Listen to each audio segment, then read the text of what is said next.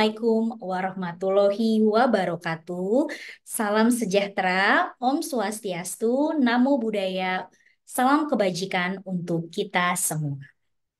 Pertama-tama, perkenalkan saya Hartati Sarma Sangkot, dosen dari Prodi Rekam Medis dan Informasi Kesehatan, jurusan Rekam Medis dan Informasi Kesehatan, Politeknik Kesehatan, Kemenkes Malang. Pada video pernyataan diri dosen dalam unjuk kinerja perguruan tinggi, saya akan memaparkan rencana pembelajaran semester atau RPS yang telah saya ampu. Nah, pada kesempatan kali ini saya akan memaparkan mengenai mata kuliah statistik Fasiankes atau statistik di fasilitas pelayanan kesehatan.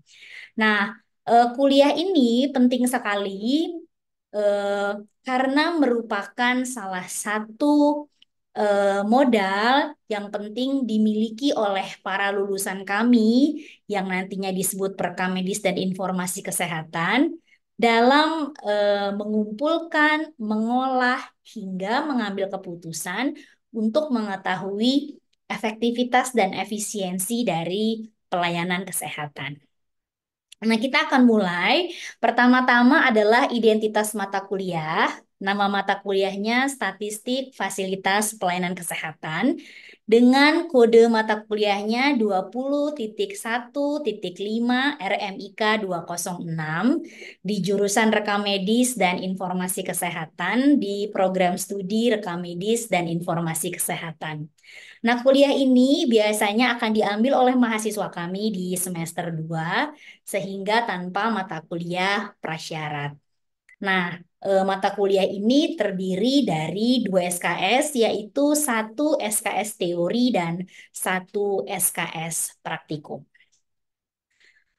Biasanya kami akan melakukan pengajaran secara tim teaching karena bukan hanya saya sendiri yang mengajar, tetapi terdiri dari 3 dosen, gitu. 2 dosen adalah 2 dosen yang dari kampus atau dosen tetap, sedangkan 1 dosen ini merupakan praktisi yang sudah melakukan eh, atau sudah memiliki pengalaman yang banyak di fasilitas pelayanan kesehatan atau bekerja menjadi perekam medis di rumah sakit. Kita langsung menuju ke ini adalah petanya, peta analisis capaian pembelajaran. Jadi akan ada 16 tatap muka dari mulai TM1 hingga ke TM16 yang berupa UAS atau ujian akhir semester nanti akan dijelaskan lebih lanjut. Nah, ini RPS-nya. Tadi sudah dijelaskan mengenai identitasnya, ada di sini statistik Fasiankes, kodenya, rumpun mata kuliahnya adalah humaniora, kemudian bobotnya adalah 2 SKS. Kemudian ada otorisasi yang sudah dilakukan pada semester ini, dan capaian pembelajarannya adalah bahwa setelah melakukan kuliah ini, mahasiswa mampu untuk melakukan manajemen data, yaitu mulai dari mengumpulkan, mengolah, menganalisis, dan menyajikan. Nah, data dan informasi yang ada nanti akan diharapkan bisa menghasilkan informasi yang akurat, efektif, dan tepat waktu, sehingga dapat digunakan bagi fasilitas pelayanan kesehatan untuk pengambilan keputusan, baik secara internal maupun eksternal di fasilitas pelayanan kesehatan. Nah, sedangkan capaian pembelajaran mata kuliah atau CPMK-nya itu sama dengan CPL-nya, yaitu mampu melakukan manajemen mulai dari mengumpulkan, mengolah, menganalisis, dan menyajikan baik data maupun informasi untuk menghasilkan informasi yang akurat, efektif, dan tepat waktu, sehingga dapat digunakan untuk pengambilan keputusan. Dan untuk mencapai CPMK ini atau capaian pembelajaran mata kuliah ini akan ada 7 sub CPMK. Yang pertama adalah mahasiswa mampu menjelaskan dan melakukan perhitungan sensus data pasien. Kemudian yang kedua, mahasiswa mampu menghitung, ya, mengetahui, menjelaskan indikator efisiensi dan mutu rumah sakit. Sub CPMK yang ketiga, mahasiswa mampu menjelaskan dan membuat grafik Barber-Johnson. Sedangkan sub CPMK keempat, yaitu mahasiswa mampu menjelaskan dan melakukan perhitungan indikator produktivitas di unit kerja rekam medis. Kemudian, sub CPMK kelima, itu mahasiswa mampu menjelaskan dan melakukan metode pengumpulan, pengolahan, dan penyajian data, morbiditas dan mortalitas pada fasilitas pelayanan kesehatan. Sedangkan sub CPMK 6, mahasiswa mampu menjelaskan dan mengidentifikasi sumber-sumber apa saja dan jenis-jenis data yang ada di fasilitas pelayanan kesehatan.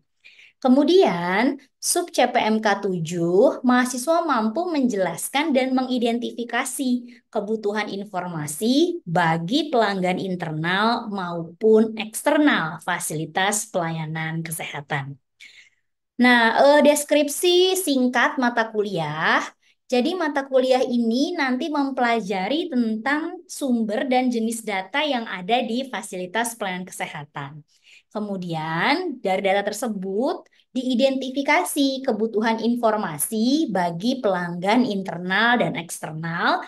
Kemudian pelaporan data kesehatan, bagaimana metode pengumpulan, pengolahan, dan penyajian data baik morbiditas maupun mortalitas pada fasilitas pelayanan kesehatan, melakukan sensus data pasien, indikator efisiensi dan mutu rumah sakit, indikator produktivitas unit kerja rekam medis, dan grafik Barber-Johnson.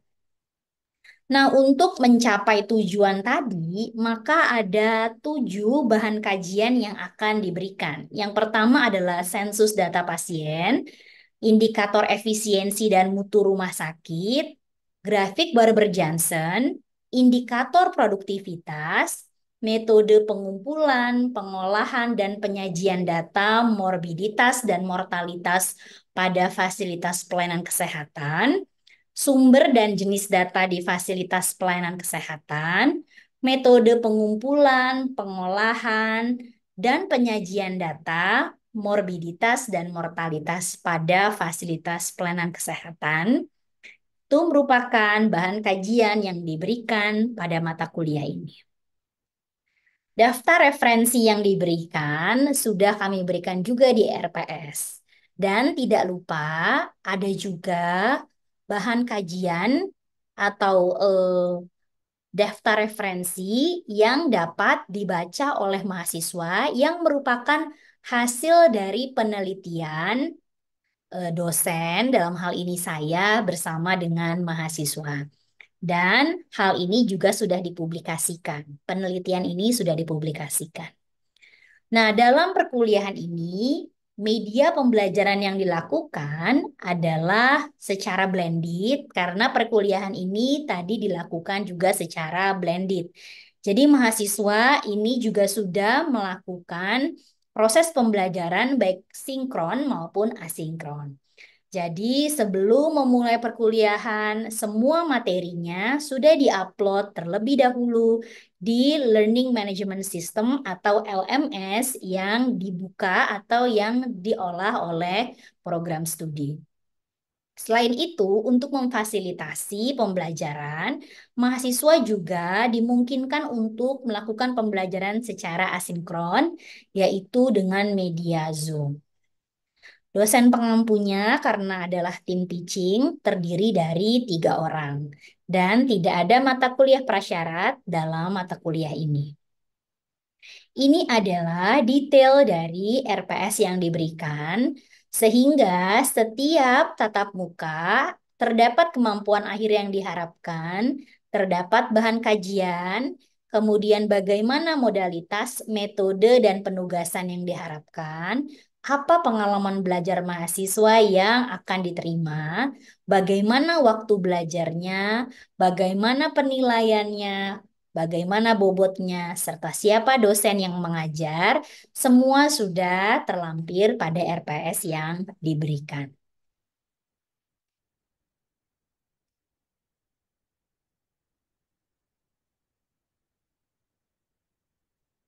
Pada kuliah ini akan dilakukan evaluasi.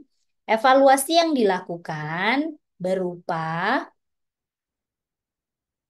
ujian tugas akhir, ujian tengah semester, serta ujian akhir semester.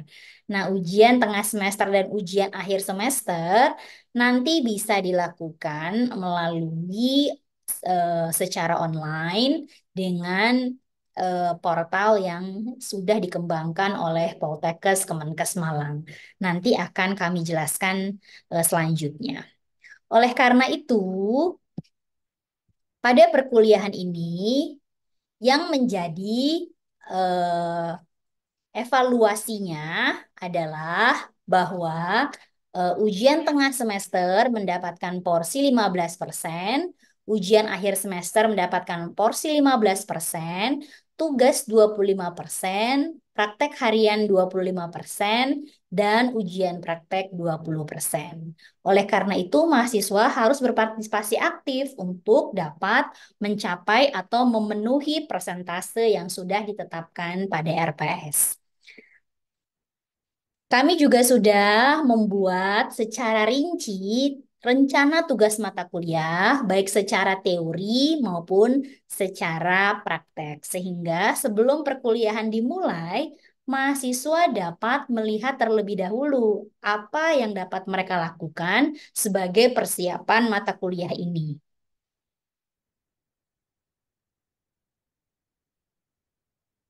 Bagaimana cara menilainya, bagaimana dinilai, dan dari mana mereka dapat belajar, semua sudah terlampir, semua sudah tertulis pada RPS yang telah diberikan.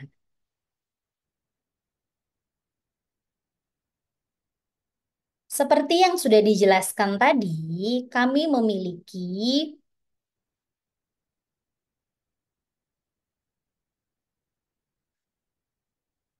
kami memiliki LMS atau Learning Management System, di mana mahasiswa dapat mendapatkan fasilitas ini untuk mempersiapkan atau untuk menjembatani kegiatan pembelajaran yang yang akan dilakukan. Sebagai contoh, ini adalah statistik fasilitas pelayanan kesehatan.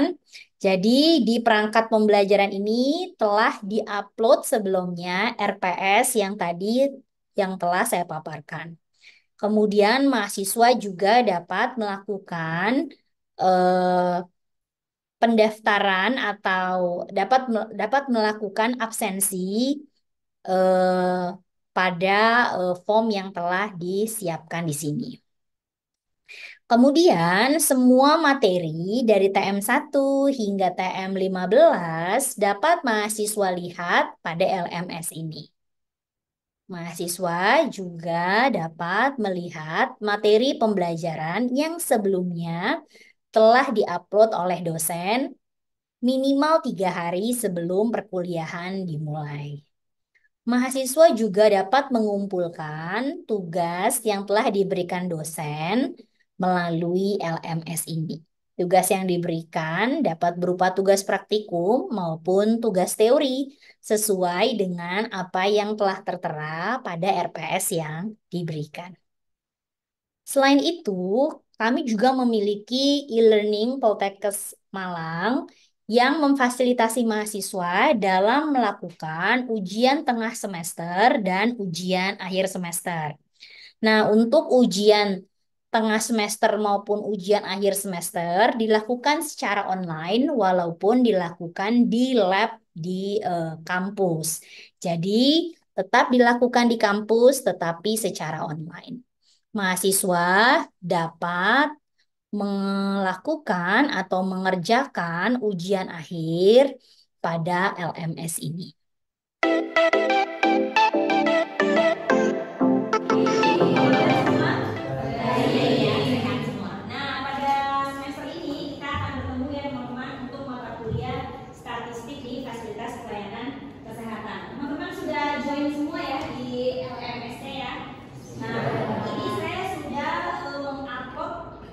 Pembelajarannya, teman-teman sudah bisa lihat semua ya? Sudah ya? Jadi ini nanti ada RPS-nya, silakan teman-teman pelajari. Nah, di RPS ini, di perangkat pembelajaran sebenarnya ya, ini sudah berisi identitas mata kuliah, analisis pembelajaran, dan RPS. Jadi lengkap sekali untuk semester ini ya. Jadi teman-teman terkait dengan mata kuliah ini, apa yang akan dipelajari, tugasnya apa, rubriknya bagaimana, ini sudah lengkap saya berikan di sini ya. Jadi mata kuliah ini akan ada 2 SKS ya teman-teman ya, 1 P dan 1 T, 1 teori dan 1 SKS praktek ya. Ini sudah bisa dilihat di sini. Kemudian teman-teman juga bisa melihat ya, ini tugasnya apa ya. Dan kemudian ini adalah TM kita akan belajar apa. Di mata kuliah ini akan ada 1 CPNK atau capaian pembelajaran mata kuliah, dan ada 7 sub CPNK ya. Jadi mulai dari mahasiswa mampu melakukan atau menjelaskan juga bagaimana perhitungan sensus, kemudian yang kedua mampu menghitung indikator efisiensi dan mutu rumah sakit, kemudian menjelaskan dan membuat grafik Barber-Johnson, kemudian mampu menjelaskan dan melakukan perhitungan indikator produktivitas di unit kerja medis, kemudian melakukan pengumpulan, kemudian pengolahan penyajian data baik morbiditas maupun mortalitas. Morbiditas apa tuh? Morbiditas angka kesakitan. Kalau mortalitas angka kematian ya. Kemudian di sub CPNK 6 kita akan belajar bagaimana mengidentifikasi sumber dan jenis data yang ada di pasien ya. Jadi ada data internal, ada data eksternal, nanti kita belajar ya. Dan di sub CPNK terakhir akan ada mata kuliah yang akan mempelajari mengenai kebutuhan informasi bagi pelanggan internal dan eksternal ya. Jadi datanya itu untuk pihak internal, kalau di Pasienkes berarti untuk rumah sakitnya, untuk puskesmasnya, tapi eksternalnya berarti kalau rumah sakit kasih data ke dinas kesehatan kota, dinas kesehatan provinsi ya, bahkan ke Kementerian Kesehatan. Begitu kira-kira ya teman-teman ya. Jadi sub CPNK yang 7 ini untuk mencapai berapa tadi? 1 CPNK ya. CPNK-nya adalah mampu melakukan manajemen, mengumpulkan, mengolah, menganalisis, dan menyajikan data dan informasi untuk menghasilkan informasi. Baik ya, kita akan mulai di materi yang pertama ini ya. Jadi kita akan belajar mengenai statistik Pasienkes. Yang pertama topiknya adalah mengenai sensus data pasien ya teman-teman ya. Nah, siapa yang sudah tahu apa arti sensus? Ada yang pernah di sensus teman-teman? Pernah nggak ada petugas kesehatan, bukan petugas kesehatan ya, BPS ya, melakukan sensus penduduk, pernah nggak rumah teman-teman? Pernah ya? Benar? Ya. Kalau sensus penduduk itu dia berapa tahun sekali ya? 5 atau 10 ya? 10 tahun ya teman-teman ya, kalau sensus penduduk itu ya. Nah, jadi kalau sensus data pasien ini dilakukan selama pasien ada di suatu tempat itu 24 jam. Sudah baca belum ya teman-teman? Sudah ya, sama ya, karena materinya sudah saya berikan. Oke. Jadi CPNK-nya ini ya, tadi sudah kita bahas. CPNK-nya yang pertama adalah mahasiswa mampu menjelaskan dan melakukan perhitungan sensus data pasien. Jadi kita akan belajar ini teman-teman ya. Sensus data pasien, jenisnya apa saja, caranya, perhitungan hari rawat, dan total hari rawat. Oke. Jadi definisi sensus data pasien apa ya? Ya, Bu Tiara. Menurut saya sensus data pasien itu suatu kegiatan untuk mengumpulkan informasi dari pasien-pasien yang sedang dirawat. Ya, Baik, betul ya teman-teman ya. Jadi mengumpulkan informasi. Nah, kapan waktu yang tepat untuk mengumpulkan informasi itu? Ada yang tahu? Jam 12 malam. Oke, jangan mutiara lagi. Siapa lagi? Kenapa jam 12 malam, teman-teman? Karena pasien sedang ada di kamarnya masing-masing tidur ya. Jadi kalau pasiennya lagi jam 8 pagi, dia kemungkinan bisa lagi diperiksa di ruang rawat, atau dia lagi jalan-jalan di taman, atau dia lagi ngapain tuh? Ada yang pernah dirawat di rumah sakit di sini? Gak ada ya, alhamdulillah sehat-sehat semua ya. Gak ada yang pernah dirawat ya. Jadi dipilihlah jam 12 malam dengan harapan mereka semua sedang tidur dan sedang bisa dihitung ya di tempatnya masing-masing. Oke. Nah, bagaimana dengan caranya teman-teman? Tadi kapan harus dilakukan, betul ya? Tujuannya dulu ya, tujuannya apa ya teman-teman, tujuannya? Melakukan sensus. Ada yang tahu? Cocok nih. Satu adalah untuk mengetahui jumlah pasien masuk. Ya, oke. Terus selain pasien masuk, mengetahui jumlah pasien keluar. Terus Untuk mengetahui tingkat kegunaan tempat tidur. iya, berapa sih tempat tidur yang dipakai kan gitu ya. Terus satu lagi, setelah tahu tempat tidurnya ada berapa, pasiennya ada berapa, maka satu lagi adalah untuk Penyediaan sarana atau fasilitas. iya, ya. Nah, pada hari perawatan kita akan melihat berapa hari perawatan atau berapa orang pada hari itu, ya. Jadi tanggal 1 ada berapa hari perawatan? Berapa orang pasiennya? 2. Ada berapa orang? Ada 2. 2, yaitu Pasien C C dan pasien D, ya. Sedangkan pada tanggal 7 ada berapa hari perawatan? Pasien A ada? Ada. Pasien B ada? Pasien C ada? Ada. Pasien D? Tidak ada, sudah pulang ya. Pasien E? Ada. Pasien F? Belum masuk. Berarti 4 hari perawatan. ya, begitu. Jadi ada berbagai macam ya soal tipenya yang tadi, tipenya yang begini ya. Jadi jangan bingung teman-teman ya ketika mendapatkan soal apapun. Begitu ya kira-kira ya. Nah, sekarang kita akan berpindah ya. Kita akan berkelompok seperti sudah saya bagi ya. Kelompok-kelompok kecil.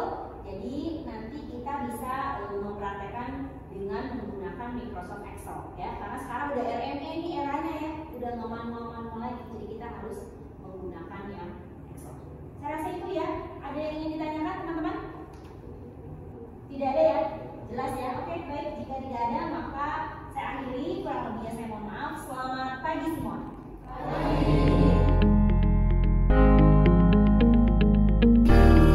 Tangan kalian sudah diberikan ya. Ini adalah contoh dari sensus data harian yang dilakukan secara manual ya. Teman-teman lihat ya. Ini ada tanggal pasien masuk, pasien baru, gitu kan, keluar, hidup, atau sudah meninggal, dipindahkan ke. Nah, tugas teman-teman adalah ya sesuai dengan teori yang sudah diberikan untuk menyalin ini ke yang sudah ada nih ya Excel-nya ya teman-teman ya.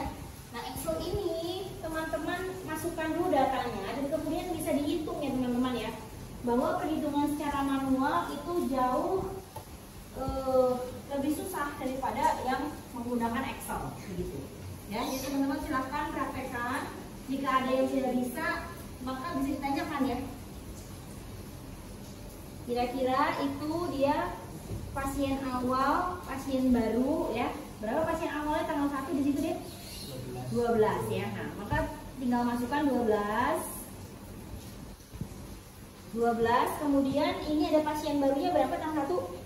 2. Oke. Kemudian pasien pindahan darinya ada 0. Oke, sehingga penjumlahannya tulis ya bareng-bareng ya sama dengan ya. Kemudian tinggal diklik ya. Ya, klik itu kemudian ditambah, diklik, ditambah, diklik itu ya. Makanya gitu tuh. Ya, bisa ya. Udah, oke, manual aja kalau gitu. Berarti dia D6 gitu ya. Nah, jadi teman-teman di situ bisa melakukan perhitungan secara langsung ya, jadi tanpa harus menggunakan manual gitu ya, kalkulator ya, ini secara otomatis. Dan jika sudah ya dimasukkan semua, nanti tinggal di drag ke bawah gitu ya. Jadi strap gitu teman-teman bisa menemukan berapa jumlah pasiennya. Jadi silakan dimasukkan, jika ada yang ingin bertanya silakan. Iya, gimana? Menggunakan dari jumlah pasien masuk dikurangin Iya, pasien yang keluar. betul. Jadi sama dengan ya, berarti jumlah pasiennya itu terus itu dikurangin jumlah pasien ya. Sama ya teman-teman ya. Jadi jumlah pasien itu berarti kalau yang satu itu yang tanggal 1 adalah E6 dikurangin dikurangin O6 ya. Berapa teman-teman hasilnya? 13, ya betul ya, 13 ya. Nah selanjutnya jangan manual ya. Jadi di kolom E6 itu teman-teman sudah drag bawah seret gitu. Kemudian di kolom yang sisa pasien ya, O FP O6 ke bawah juga seret, P6 ke bawah juga seret ya, drag ke bawah ya. Jadi teman-teman tidak melakukan perhitungan secara manual begitu ya.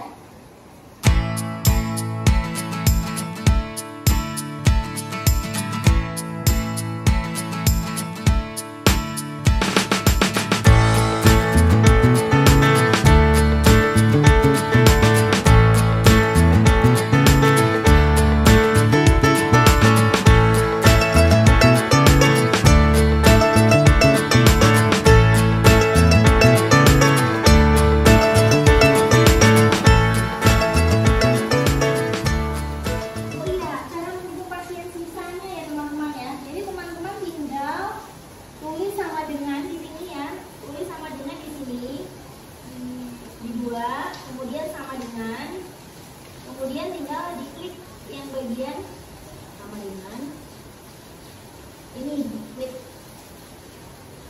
ya sisa pasien, ya. Itu tinggal di drag ya teman-teman ya, juga ya diambil dari mana gitu ya. Nih, ya, jadi kalau kamu tulis di sini 12, maka otomatis dia akan muncul 12 di situ. Gitu ya. Jadi juga jangan manual ya untuk sisa pasien ya teman-teman ya.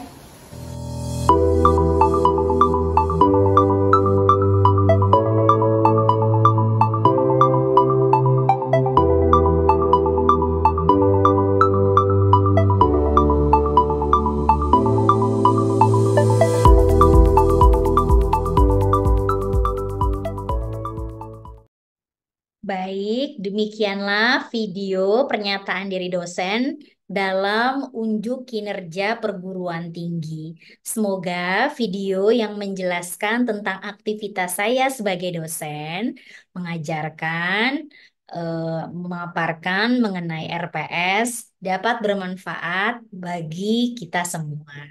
Demikianlah saya akhiri. Wassalamualaikum warahmatullahi wabarakatuh. Om Swastiastu, Namo Buddhaya, salam kebajikan, dan selamat pagi untuk kita semua.